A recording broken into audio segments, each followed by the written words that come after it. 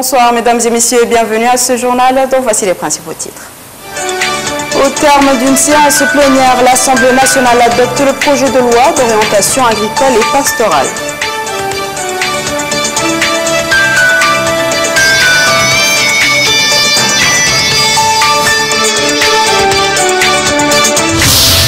Sortie de la première promotion de pilotes de chasse et de transport militaire de l'école militaire d'aviation d'Atar, sous la supervision du ministre de la Défense nationale.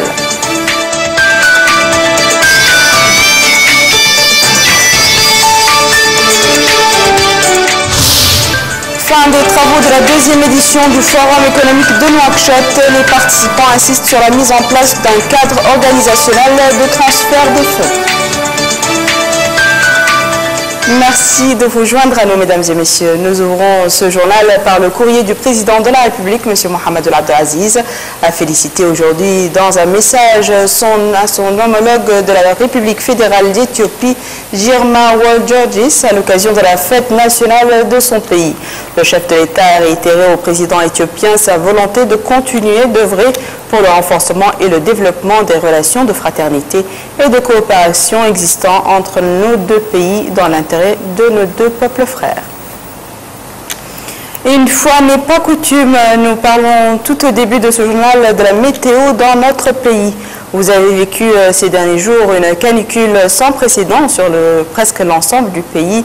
Il s'agit, selon les experts météorologues, d'une vague de chaleur normale et passagère. Sur le plan de la santé, les médecins rassurent les citoyens à qui ils conseillent en revanche de prendre des dispositions pour éviter les dangers liés aux effets de cette chaleur. Une vague de chaleur sans précédent a sévi ces jours-ci dans le pays. La capitale Nouakchott, qui bénéficie pourtant de la fraîcheur du littoral, n'a pas été épargnée par cette canicule qui a fait monter le mercure jusqu'à parfois plus de 40 degrés Celsius. Face à une telle conjoncture climatique, des mesures de prévention s'imposent, notamment sur le plan vestimentaire et nutritionnel. Malgré cette chaleur torride, on confirme à l'hôpital qu'aucun cas de décès ou de déshydratation n'a été enregistré. Cependant, ce médecin recommande aux citoyens de ne pas s'exposer trop longtemps au soleil et surtout de boire suffisamment, particulièrement les personnes âgées, les enfants à bas âge, et se vêtir légèrement. Au niveau de l'Office national de météorologie, on affirme qu'il s'agit d'une situation qui intervient à pareille époque dans toute la sous-région. Cette situation est généralement présente chaque année dans la même période. Et c'est une situation qui n'est pas seulement en Mauritanie, mais on la constate au Tchad, où il y a eu d'énormes dégâts. Au Niger également, il y a eu des dégâts, plusieurs morts. Elle est provoquée par ce que nous appelons généralement un couloir dépressionnaire, ou parfois on l'appelle la dépression de Libye. C'est son nom habituel, et chaque année dans cette période, donc cette situation prévient. Nous avons publié des informations dans le journal Chab régulièrement à ce sujet, et à la télévision du Sahel ainsi qu'à la radio Mauritanie. Donc ces informations existent et elles sont mises à la disposition des populations. Encore un peu de patience, car cette situation, nous dit-on au niveau de l'Office de météorologie, va persister jusqu'au 30 mai courant. Et à propos justement de cette question de chaleur qui aurait causé, selon une certaine presse, des victimes à l'intérieur du pays, nous avons invité ce soir l'inspecteur général de l'hygiène publique, Dr Abdallah El-Habib, au ministère de la Santé, pour nous éclaircir sur ce sujet. Docteur, bonsoir. Bonsoir, madame. Qu'en est-il exactement de ces cas de décès qui auraient été enregistrés au niveau de certaines de nos villes? Merci, madame. Effectivement, les services de santé ont enregistré ces dernières 24 heures, 48 heures, j'aurais dit, un décès à Kifa, 3 décès dans différentes localités situées sur la route de l'Espa. Ces décès seraient attribués donc à cette situation de bouffée de chaleur. Donc la corrélation a été faite en fonction de l'âge et de la situation sanitaire des victimes. Et au niveau de votre département, quelles sont les dispositions qui sont prises en pareilles circonstances? Merci beaucoup. Dès l'apparition de ces cas, les instructions du président de la République ont été très claires. Il a instruit donc les services de santé, les services administratifs, pour que les dispositions nécessaires et douanes soient prises pour protéger la santé des populations. Donc ça, c'est des instructions qui ont été immédiatement données. Dans le cadre d'application de ces décisions, donc de ces instructions, des équipes de santé se sont donc mobilisées au niveau local, sous la supervision des autorités locales qui ont mis à disposition tout ce qui est disponible. Ces équipes ont prodigué des soins au niveau donc des personnes susceptibles d'être victimes de cette situation. Un programme de prévention et de sensibilisation a été fait et donc a touché, a expliqué à la population les relations entre les bouffées de chaleur et les situations et les effets néfastes sur la santé des populations. En particulier, les populations dites fragiles, que sont donc les personnes âgées, les enfants, les personnes qui sont malades, atteintes de maladies chroniques. Et donc, devant cette situation, et en conformité avec les instructions du président de la République, des équipes au niveau central ont été mobilisées. Dans ce cadre, le ministère a envoyé 5 équipes qui sont donc constituées de différentes spécialités, dotées de médicaments et d'ambulances. Ces équipes sont parties sur le terrain. Ils sont postés actuellement sur la zone considérée, entre Boutilimite, le Brakna, le Tagant, la Saba. Monsieur le ministre de la Santé s'est rendu sur le terrain depuis hier. Il coordonne les activités sur place et des équipes mobiles donc sillonnent l'ensemble des localités à la recherche des cas. À l'heure actuelle, la situation est totalement maîtrisée.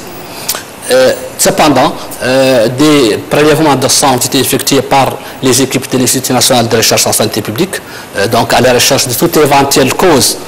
Et jusqu'à présent, je dis encore, je répète, aucun indice ne permet de dire qu'il y a une situation épidémiologique au niveau du pays.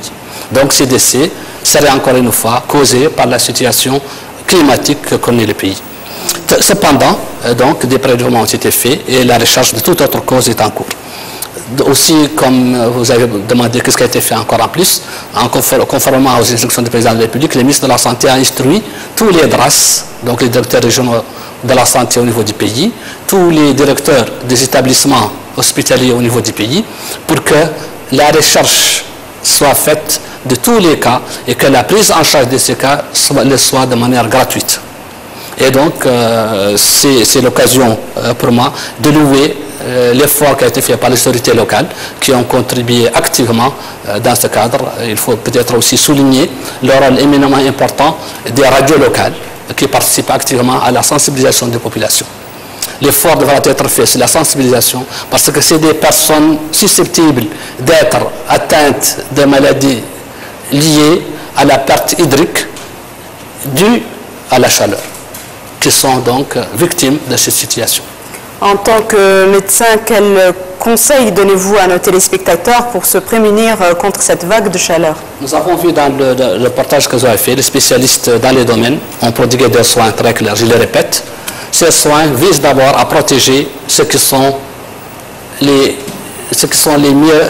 plus faibles, ça veut dire les personnes âgées, les enfants, les personnes atteintes de maladies chroniques.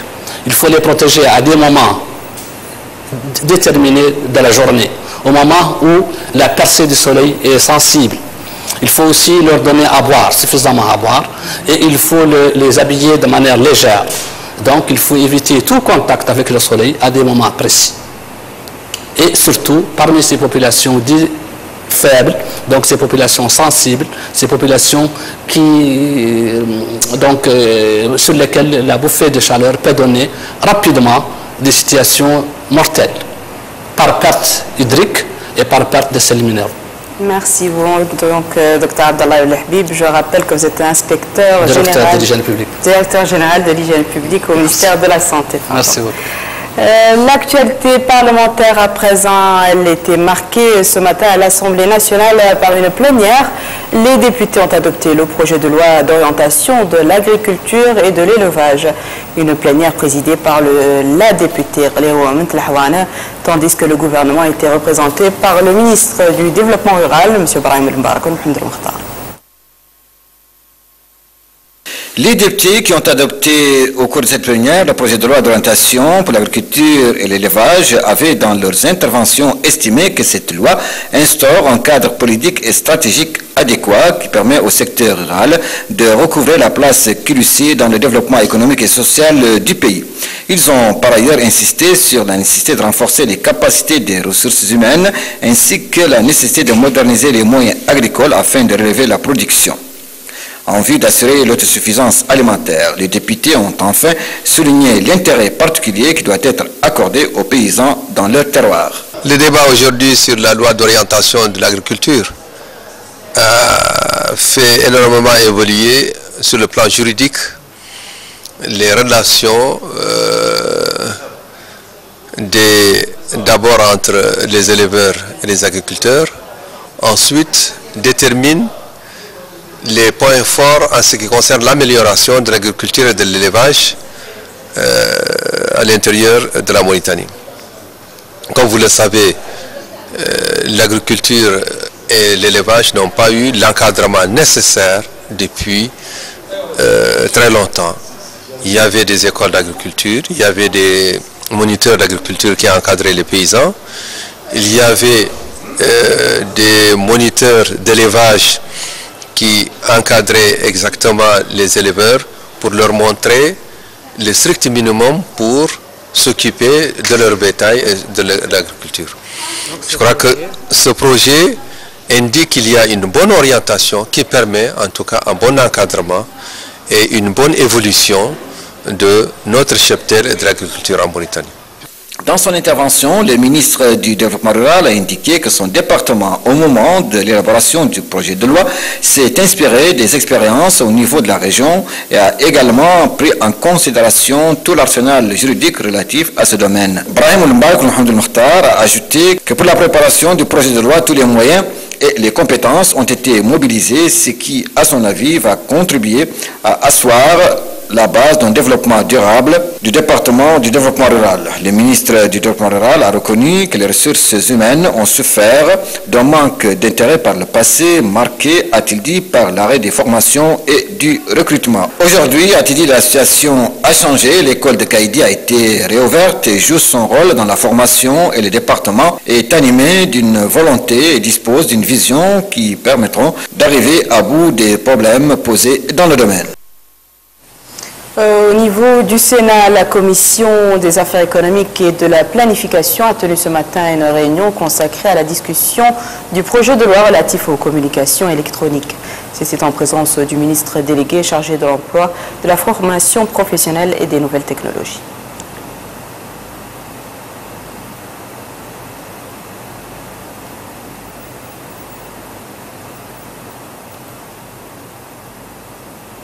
Au sujet de ce projet de loi, nous écoutons les appréciations du sénateur Sangot Ousmane.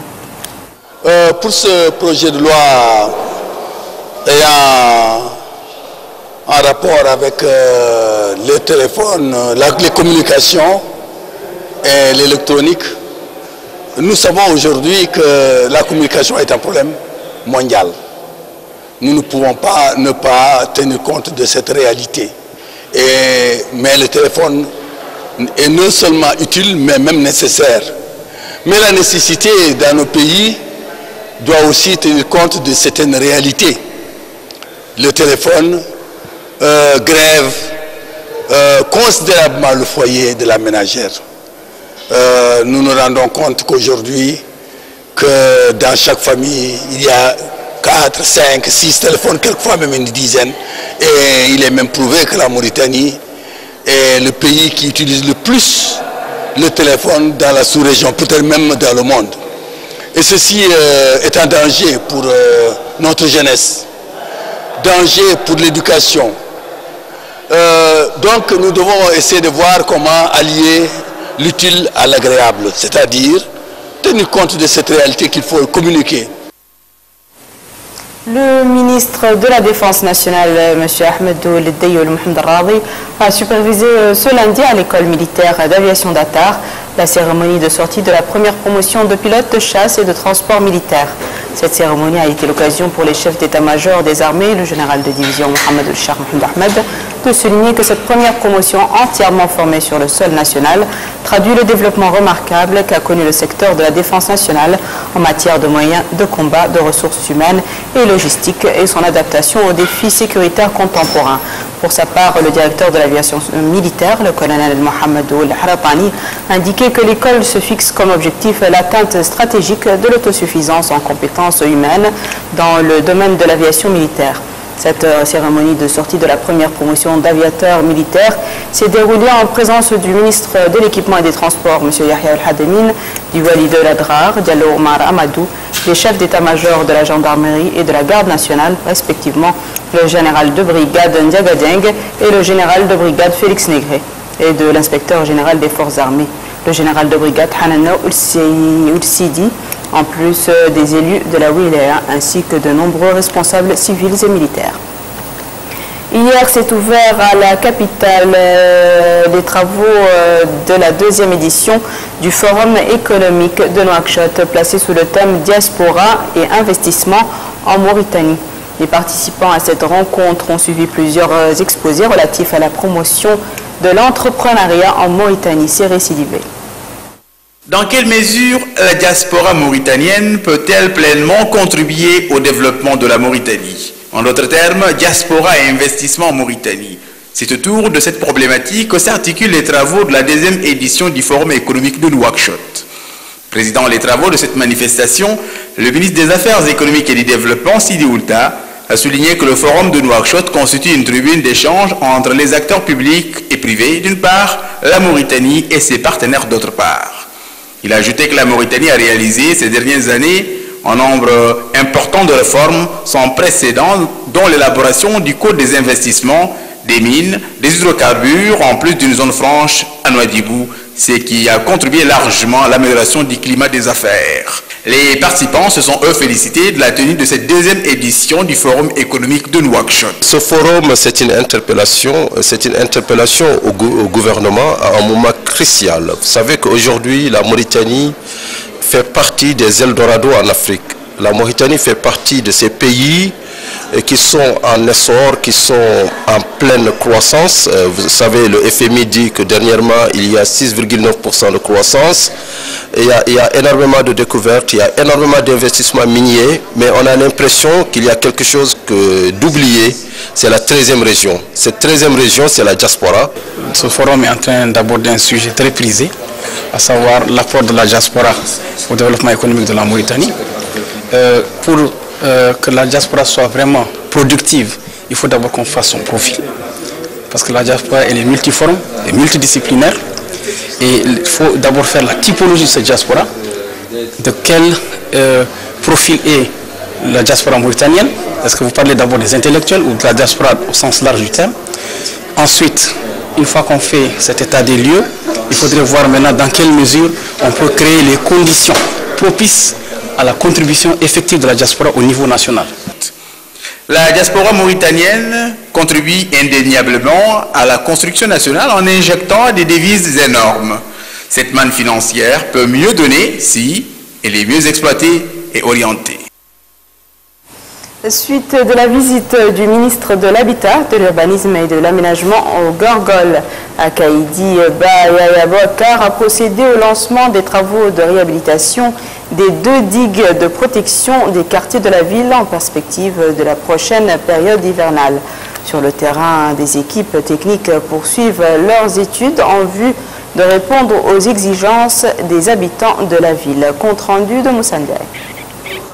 C'est à partir de Touldé, l'un des quartiers de la ville de Kaïdi, que le ministre de l'Habitat, de l'Urbanisme et de l'Aménagement du territoire, M. Yahya Boubacar, a entamé la deuxième étape de sa visite d'information sur les travaux de réhabilitation de 2 digues de protection de Touldé et de Wandama. Au cours de cette visite, on comprend que les hautes autorités du pays veulent anticiper tous les problèmes liés à la période hivernale pour éviter la gestion des urgences. Plutôt que d'attendre que les problèmes se produisent, que les quartiers soient inondés, dévastés, qu'on ait à gérer des problèmes d'urgence, à reloger les populations dans des endroits provisoires et précaires, à les prendre en charge pendant très longtemps, le président de la République a pris la décision d'anticiper de prévenir plutôt que de guérir. C'est dans ce sens que nous sommes là aujourd'hui, pour prendre les mesures adéquates afin de prendre les dispositions techniques pour que la digue de renforcement, la digue bénéficie de renforcement, des renforcements notoires. Cette fois-ci, on ne prendra pas les choses à la hâte. On va prendre le temps qu'il faut pour faire les choses de façon durable et irréversible. Donc il y a ici pas mal d'ingénieurs en génie civil, des ingénieurs de travaux publics. Nous avons le génie militaire qui nous a accompagnés. L'évaluation a été faite. Les engins sont en route. Donc les travaux vont commencer instamment pour que ce quartier historique de Kéidi puisse être protégé de façon satisfaisante. Ce sont les instructions du président de la République que le gouvernement de son Excellence le Premier ministre Moulay Mohamed Lardaf, l'ensemble du gouvernement est disponible pour aller évaluer les besoins des populations en prévision de l'hivernage et prendre les mesures préventives afin d'éviter à gérer les urgences.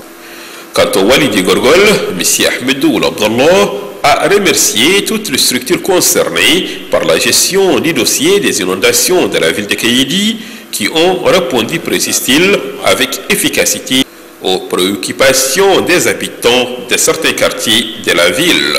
Pour éviter la gestion des urgences annuelles liées à la période hivernale, la commune de Kéidi est très sensible à tout ce qui provoque une réelle catastrophe aux habitants de différentes localités de la commune.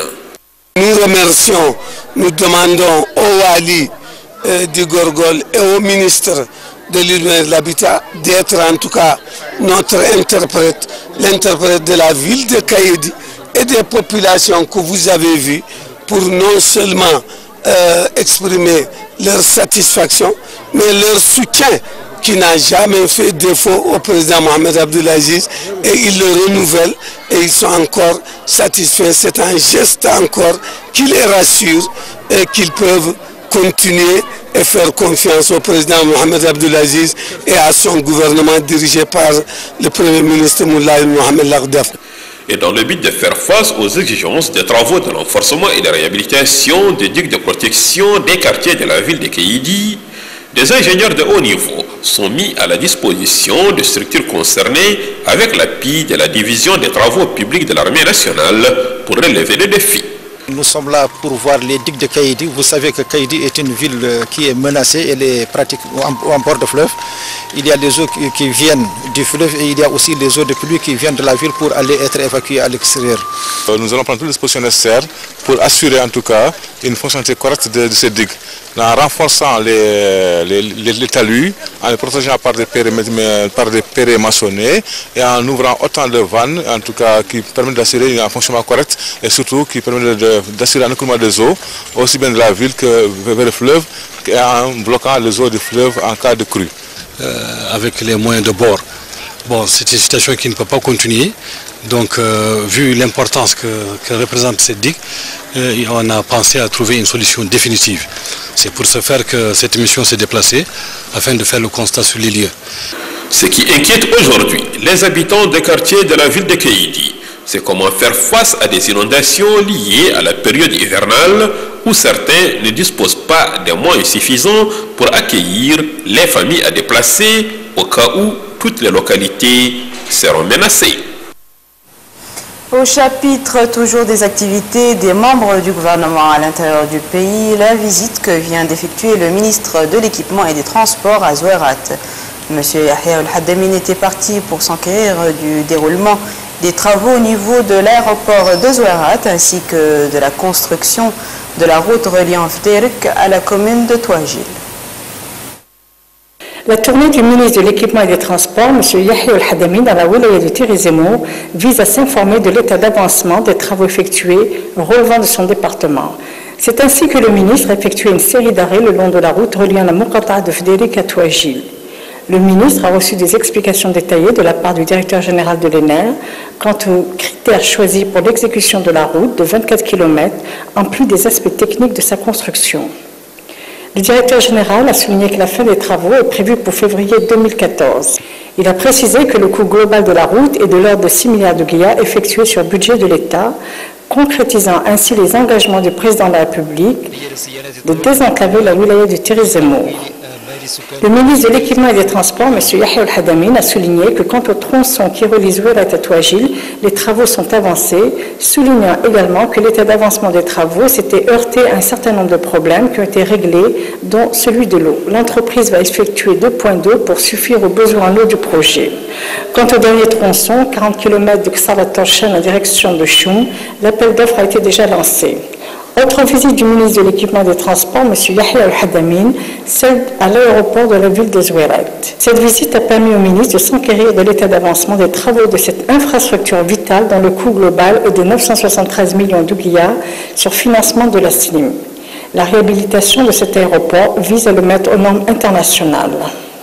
Parlant de la réhabilitation des aéroports de Zouérat et d'Attar, le ministre de l'Équipement et des Transports a souligné que quant à l'aéroport de Zouérat, les travaux sont bien avancés et vont permettre de le mettre aux normes internationales. L'aéroport a pu déjà recevoir un certain nombre de vols et d'ici la fin de l'année, les travaux seront achevés. Le ministre a également déclaré que sa visite dans la wilaya de l'Attar lui a permis notamment de s'informer de l'état d'avancement des travaux au niveau de l'aéroport.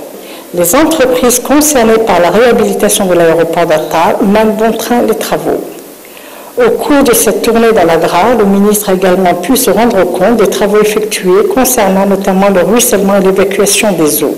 Les différents travaux vont ainsi permettre aux populations de la wilaya de l'Adra et plus particulièrement de la wilaya du Tirizimour qui souffraient de l'enclavement, frein au progrès et au développement durable, de redevenir des citoyens du monde. Nous poursuivons ce soir avec la visite du directeur général de l'agence Tadamon contre les séquelles de l'esclavage, de la lutte contre la pauvreté et l'insertion dans certaines localités relevant de la wilaya du Tagant. Visite au cours de laquelle Maître Hamdi Mahjoub a les doléances des populations et promis de les soutenir. La commune de Soudoud, dans la wilaya du Tagan, était au programme de la visite du directeur général de l'agence Tadamoun pour la lutte contre les séquelles de l'esclavage, de la pauvreté et de l'insertion qui s'est rendu dans la localité de Dabour. Là, Maître Hamdi Mahjoub a enregistré les problèmes posés par les citoyens liés particulièrement à l'enseignement. Le directeur général de l'agence les a remerciés pour l'intérêt qu'il accorde à l'éducation, promettant de répondre à cette requête, et aussi de souligner l'importance de l'activité agricole qui va les sortir de la dépendance. Nbeika, une autre localité du Tagan, n'était pas en reste. Ces populations ont profité de la présence de la délégation de l'agence Tadamoun pour lui soumettre les problèmes auxquels ils font face. Le directeur général de l'agence Tadamoun leur a fait savoir que son établissement est disposé à les soutenir dans le domaine agricole et dans la construction de barrages avant la période des pluies. Maître Hamdi Mahjoub a visité certaines infrastructures pédagogiques en Nbeika promettant d'intervenir pour renforcer le nombre de classes dans cette localité. Au chapitre de la politique, la coordination des partis de l'opposition démocratique a organisé aujourd'hui à Nouakchott une mobilisation de protestation au cours de laquelle la CODE a exposé sa vision par rapport aux différentes questions qui se posent sur la scène nationale. Des présidents des partis appartenant à la CODE ont pris part à cette mobilisation au cours de laquelle le président en exercice de la coordination de l'opposition démocratique, président du parti Tawassoul, Mohamed Jamil Mansour, a expliqué les objectifs visés par cette action. Le communiqué rendu public à cette occasion par la CODE a été lu par le député Sahl Koulsidi Mahmoud et qui dénonce les formes de criminalité transfrontalière qui sévissent dans le continent africain. Le communiqué indique par ailleurs que la zone sahélo-sahélienne est parmi les zones africaines les plus touchées par les crimes organisés.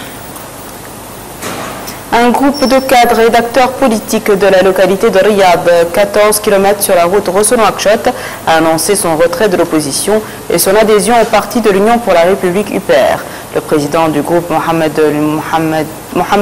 Val a indiqué que cette décision fait suite à une réflexion approfondie sur la situation nationale et une évaluation des réalisations qui ont été accomplies au cours du mandat du président de la République, M. Mohamed Abdelaziz.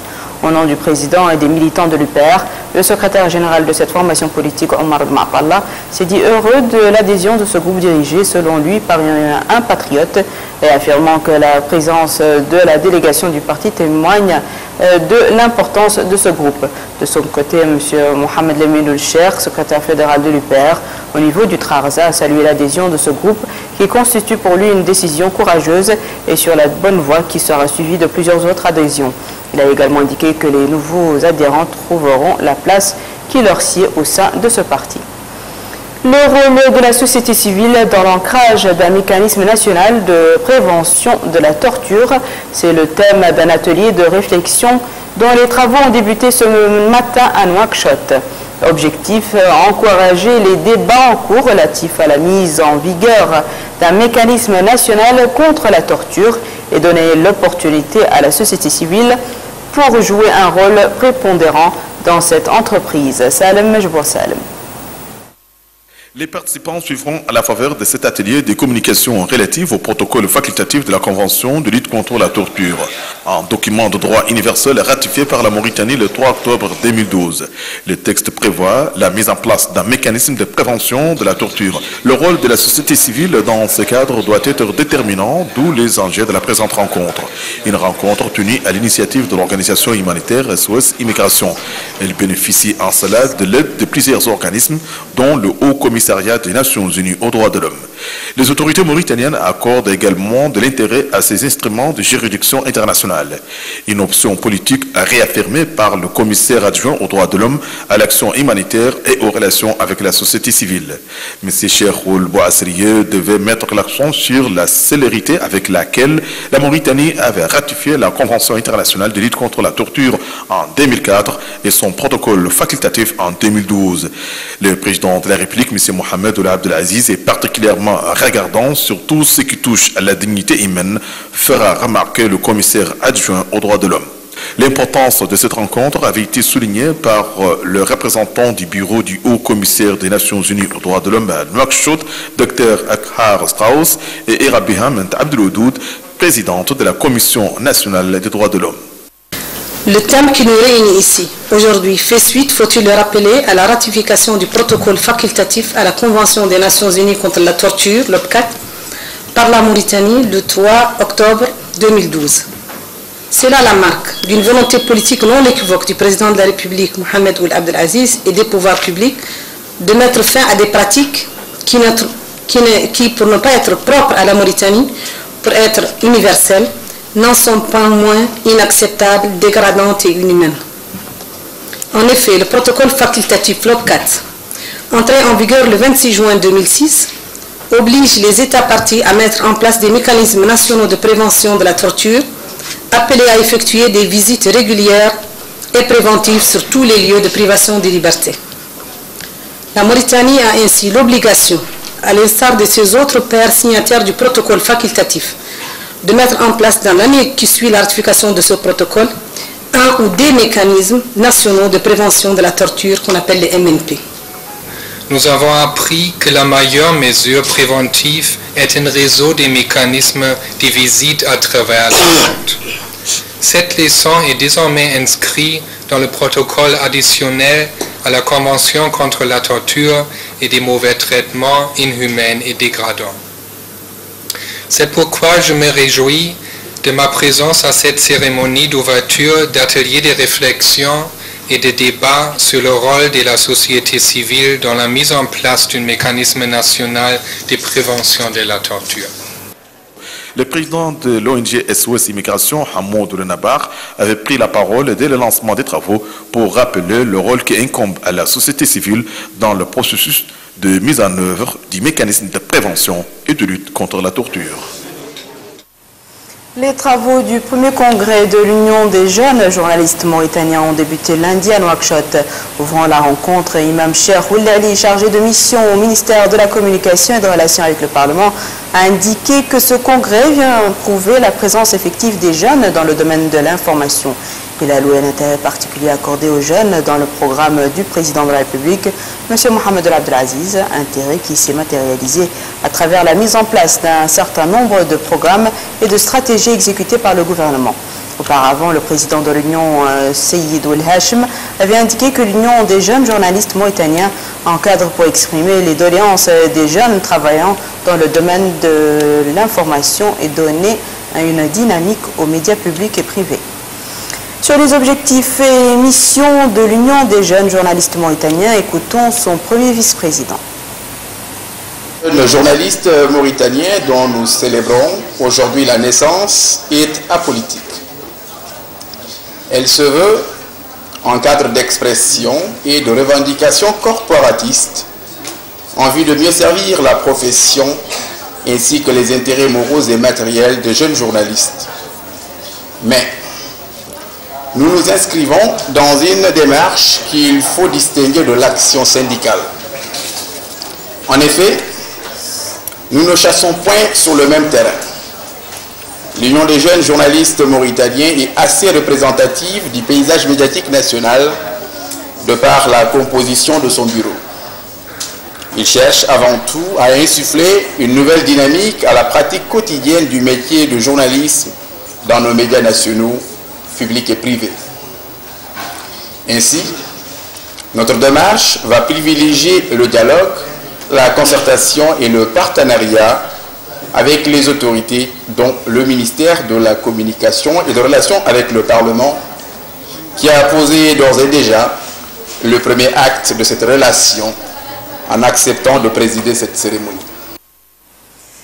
Voici, mesdames et messieurs, le rappel des titres. Au terme d'une séance plénière, l'Assemblée nationale adopte le projet de loi d'orientation agricole et pastorale.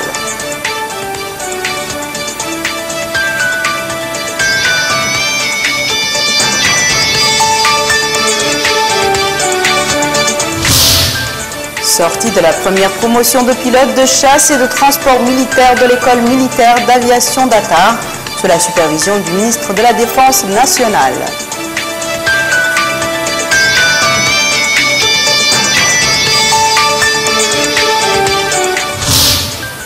Fin des travaux de la deuxième édition du Forum économique de Nouakchott. Les participants insistent sur la mise en place d'un cadre organisationnel de transfert des fonds.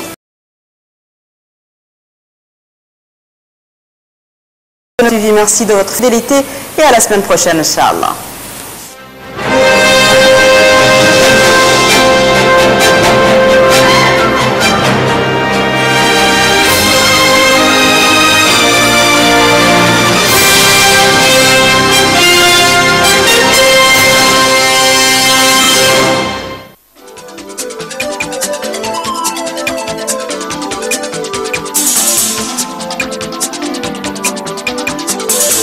Simplifiez-vous la vie avec Mobicash de Moritel.